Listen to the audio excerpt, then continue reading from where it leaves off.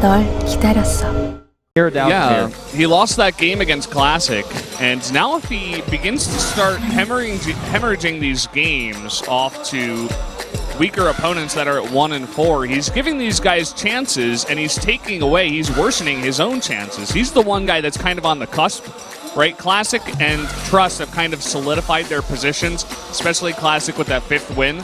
But Gumiho is 3 and 3. He is not out of this by any means just yet. By the way, speaking of people who are not out of this, Curious needs to win every single game in order to get out of this. So, well, he actually has 2 lives left. I mean, but every game counts so much for him. One more loss means this is no longer in his hands, and he has to win every other game and then hope that he lines it up where he gets the wins on his away maps and other players don't. So this is insanely important.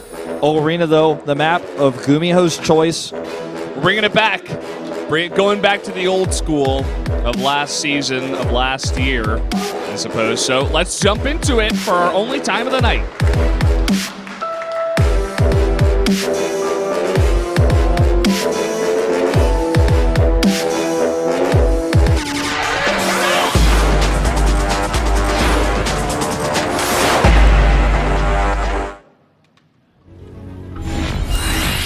Welcome to Arena, one of our older maps here. Down in the bottom left in the red, the only Terran in the group, it is Gumiho from MVP, Chicken Maru. And at the top left in blue, the only Zerg in the group, it is Curious. The second TVZ of the night and the last TVZ of the night, so savor it. It's going to be a fun one. Curious checking for proxies right away. A very unorthodox map pick. The only time we've seen it so far in this tournament. And that's with 30 games a day. And every player can pick every map. And still, this is in our now, what, 48th game we see it. So the first time in 48 games we play on this map. And it's Gumiho's choice, so you must have a plan. So obviously Curious is going to play a little bit more carefully than he normally would. It's an easy map to scout on, even without Overlord speed. But this is probably going to be something, I think maybe even like an early drop play, even like a Hellbat push. The rush distance on this map is insanely short, and the air distance is even shorter. And there's no way for a Zerg to reasonably block the Watchtower path. Protosses can block with the Pylon, Terrans can block with the Depot. Zerg has no way of blocking that. I mean, technically they could spread creep, but it's like, it's unreasonable. It's unreasonable. Terrans and Protoss are the ones that can block that in this map. And funnily enough, it's just going to be a standard start, Reaper expand, and Gumiho does see this, or rather, Curious does see this with his Overlord. Get his second Overlord in position to confirm. Knowing Curious, I think he will still commit to the Overlord speed. Already a Marine on the way, and that's going to shut down the scouting for the time being. Factory on the way, obviously, as well here with Gumiho. He hasn't taken a second gas yet, but let's see. Okay, there it is. Let's see exactly what he has planned. This is not even a bad map for Cloaked Banshees. There's so much. This is why I love this map, and I know probably me and Tace is the only 2 people in the world that like this map, but... Probably not, man. There's a lot of people in the world. The only people who ever would say it publicly on stream, casting in career, me and Tace. Okay. I'm glad you clarified that one for me. I was getting a little bit confused. Almost got that drone, but Curious is on point with his control here.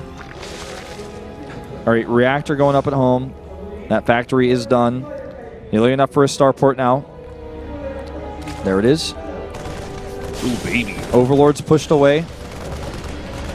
And I believe both Overlords are now pushed, so I don't know if he got vision of that. I'd say a very high chance. With 2 Overlords there and 1 just to the north of it, he probably knows about the starport, I would gather. Well, he knows about the factory. So, I mean, what's the natural follow-up from the factory? It's usually starport, especially on a map like this where the air distance is very close. He won't have vision, however, of the Widowmine that's coming, or the medevac that will likely be following as well. Reaper going to come in here, commit to a second scout after confirming there was no third base. Now going to check for a lair and gases, see if there's a Roach Warren, a Nidus Network type, you know, if the lair's going to have, you could suspect perhaps a Nidus Network or even a Baneling Nest and Evolution Chamber on this map. We're talking about Gumiho because it's his map pick, but obviously Curious has a lot of different things he can do on this map as well, and he wants to make sure he has a defense for any of those. Now that he saw nothing in the main, he knows the third base is coming up just a little bit later. And after that, there is that Roach Warren now on the way. Yeah, and Gumiho's going to follow this up with tanks. A very nice map to tank push on. You can get your tanks into a nice position at the bottom of the ramp and protect it. But he's going to start with a drop, and this is going to be seen by Curious. Does have vision of this. Will he respond? That's the question. Well, he's making 4 lings right now. He has 4 more that are on the watchtower. Well, he's not bringing back the lings that he has. I don't think he saw it, man. I actually don't think he saw it. He missed it, and that's big. He's got 1 spore, but it's not in the right spot. He's trying to focus down that Widow Mine, and it gets down. Okay. He's going to retarget it there onto the drones. Nicely done. Targeting the Queen, but unsuccessful in killing it. Now this medevac is pushed away. Only 3 drone kills, though. Not the end of the world. I mean, killed a few lings as well, but the secondary drop is coming over, and he could try to set up a nice defense for his Marines at the 3rd base and start to whittle that down. They are connected by creep, however. And this drop is very, very low on health. He can't stick around much longer with this one. Yeah, I love how Curious always focuses down the medevac. Very smart thing to do. Repositioning that spore to kill the Widow Mine, but it doesn't get the right positioning to stop this drop from coming in and getting 6 drone kills. These units will come over here and clean this up. Gumiho will just pick up and move away, but he's done his damage. Losing only 1 Marine there. And back at home, he's just adding additional barracks. He's going to do a follow-up push. He's not adding a 3rd CC. He's getting a few Liberators out and more siege tanks. Now, something Gumiho's already shown us is the power of tanks in tank mode. You don't have to use them as tank evacs. You can actually have them as supporting units for the Marines. They have a lot of health, obviously. They can be repositioned to siege a position like this. But they also attack quite quickly. They have a fast attack speed. They do a lot of damage in tank mode. So, going to help secure a few drone kills. Ravagers on the way here. 3 of them. And they will shut down the siege tank if the medevac pickup is not spot on. And here we go. He's already starting to siege it up. There's a vision of this with the tumor. Love the positioning. You know, just parking it right in there in that little choke. Very hard for Zerglings to get anywhere near. And he's even going to scan to start cleaning up some of these. Ooh, nice. Getting a couple of extra shots. He's trying to kill one of those queens. Nice focus fire, actually, onto the Ravagers, taking a bit of damage. Could do another scan here.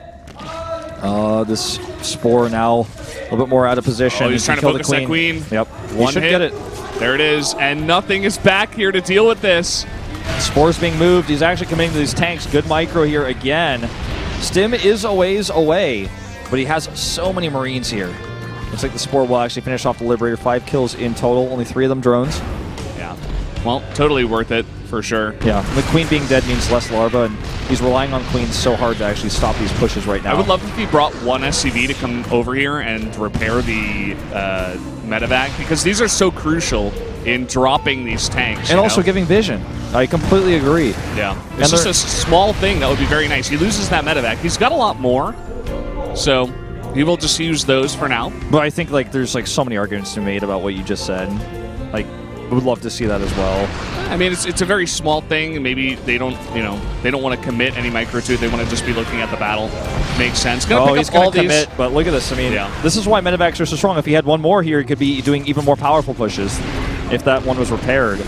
It's true. Well, he's going to drop down these tanks, and there's just no way for Curious to deal with this. He's trying desperately to get on top of them, but he can't kill the medevacs. He's bleeding units every time he tries. Some of these units are getting caught by the fire and actually attacking based on priority.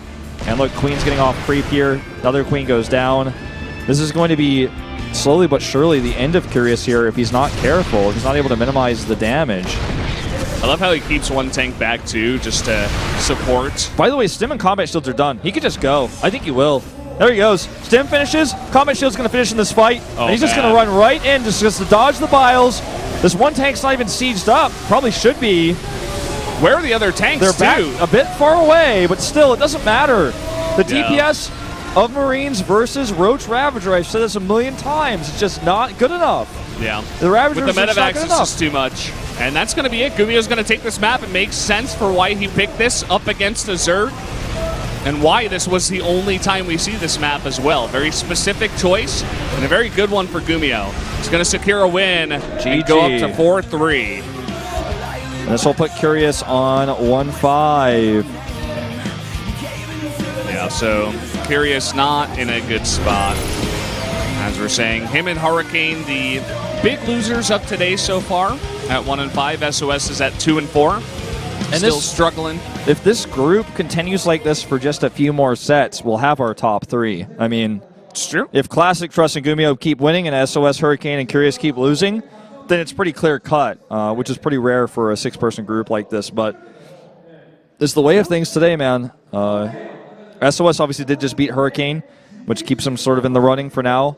Yeah. But Hurricane and Curious really, really hurting at that 1-5 currently. They need to win 4 in a row, and even then it's going to be tiebreakers, so it's not going to be great. They haven't had too many away wins, so they're really struggling here. They basically both need a miracle, which is impossible for both of them. So, guys, we're going to take a quick 5-minute break. We'll be right back.